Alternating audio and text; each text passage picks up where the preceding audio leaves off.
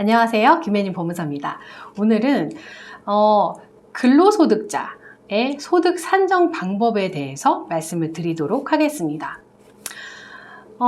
앞서 1탄에서는 어떤 사람들이 급여 소득자로 신청을 할 수 있는지 조금 말씀을 드렸고, 다양한 세금 신고 방법에 따라 다양한 소득 증빙 방법이 있을 수 있다. 이거에 대해서 좀 말씀을 드렸어요. 오늘은 계산 방법에 대해서 말씀을 드릴 거예요.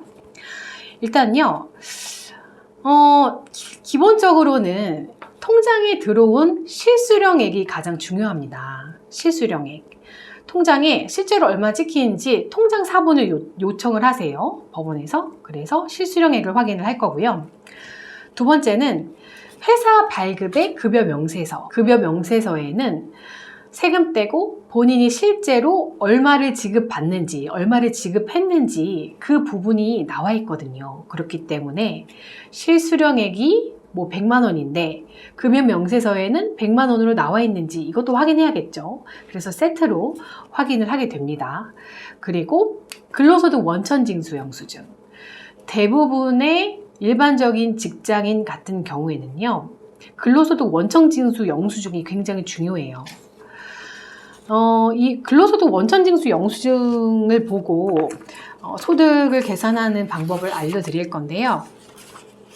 여기 원천징수 영수증을 좀 출력을 했거든요. 그래서 첫 장을 먼저 보실게요. 보면요, 근무처별 소득 명세가 있어요. 그 부분 합계하고요. 그 다음에 비과세 및 감면소득 명세 합계를 더합니다. 더하신 후에 밑에 세액명세에 결정세액 나와요. 그 결정세액 중에 소득세하고 지방소득세를 빼고요. 이제 다음 장으로 넘어가서 사대보험료 이거를 또 빼야 됩니다. 그래서 일반적으로 국민연금보험료, 공무원이시라면 공무원연금 이거 금액 빼야 되겠죠? 그 연금보험료 하고요. 그 다음에 건강보험료, 고용보험료, 산지보험료 이런 것들을 뺀 금액이 본인의 1년 소득입니다. 거기서 이제 12개월을 나누면 본인의 월평균 소득액이 나오겠죠. 그렇게 해서 본인의 소득을 계산하시면 되는 겁니다. 그런데 이 원천징수 영수증을요, 못 받는 사람들, 예를 들어서 그 건설 현장에서 일하시는 이제 일용직 분들은요, 서류 요청을 했는데 어떤 것도 못 가져오시는 분들이 많아요.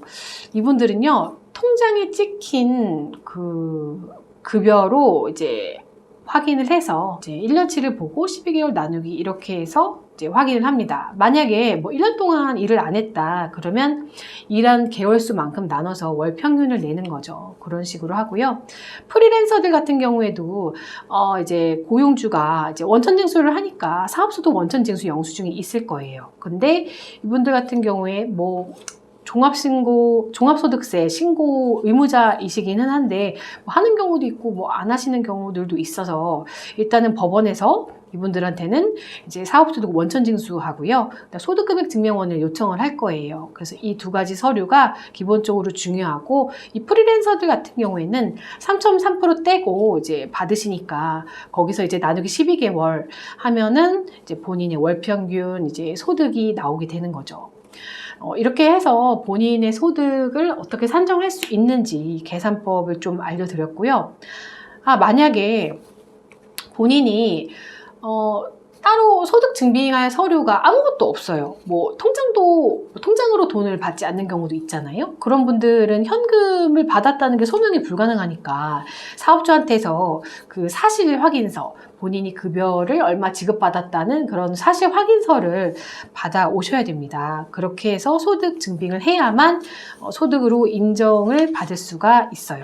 기본적으로 법원에서 내라는 소득 증빙 서류는 무조건 내야 돼요. 내지 않으면 안 됩니다. 그거는 받기 어렵다 이렇게 간단히 치부할 문제는 아니고요. 기본적으로 다 제출하셔야 하는 서류고요. 모든 서류를 확인한 후에 법원이 합리적으로 소득 인정을 해주게 됩니다. 이렇게 해서 오늘은 급여소득자의 소득 계산 방법에 대해서 말씀드렸고요. 시청해 주셔서 감사합니다.